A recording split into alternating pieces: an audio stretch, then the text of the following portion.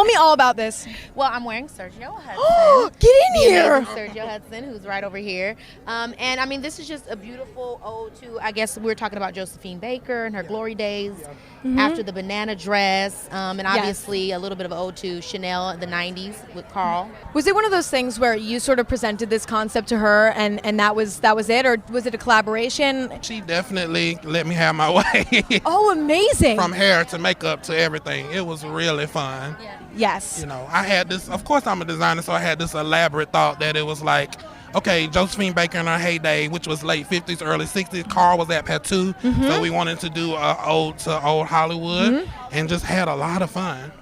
It looks fun, though. It does look fun. Do you like being a canvas, or do you like, being in the weeds No. I love to be directed. I love to be a muse. I love to be a doll, as the kids say, honey. So take me, dress me up, make me over. I live for it. Yeah, I love that's it. You guys did the most beautiful job. Go have fun in there. Thank you. You too. You I'll look great, see you baby. later. Thank you. I love it.